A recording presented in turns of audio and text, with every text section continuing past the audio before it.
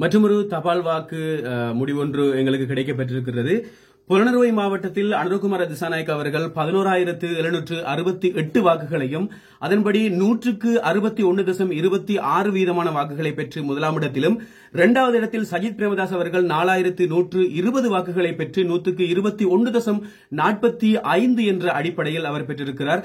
அதேபோன்று மூன்றாவது இடத்தில் ரணில் விக்ரமசிங்க அவர்கள் 2,762 வாக்குகளை பெற்று 114.38 வீதம் என்ற அடிப்படையில் மூன்றாவது இடத்தை பெற்றிருக்கிறார். அதேபோன்று நாமல் ராஜபக்ஷ அவர்கள் 188 வாக்குகள், புலனறுவை மாவட்டத்தில் 188 தபால் மூலமான வாக்குகளை பெற்று 0.98 என்ற விகித அடிப்படையில் அவர் நான்காவது இடத்தை பெற்றிருக்கிறார். ஐந்தாவது இடத்தில் திலித் அவர்கள் 56 வாக்குகளை புலனறுவை மாவட்டத்தில் பெற்று 100.29 வீதம் என்ற அடிப்படையில் பெற்றிருக்கின்றார். அதேபோன்று DM பண்டாரநாயக்க அவர்கள் 34 வாக்குகளை பெற்று 0.18 வீதமான அடிப்படையில் அந்த வாக்குகள் கிடைக்கப்பெற்றிருக்கின்றது.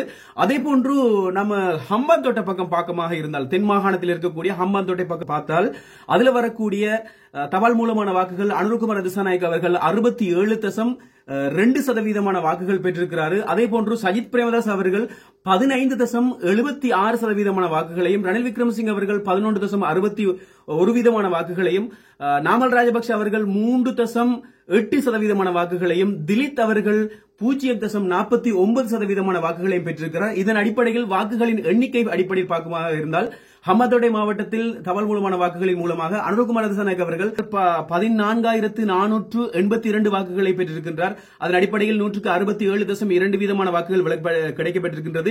அதேபோன்று சஜித் பிரேமதாஸ் அவர்கள் 3,397 வாக்குகளை பெற்று 115.76% வாக்குகளை பெற்று இரண்டாம் இடத்தில் இருக்கின்றார்.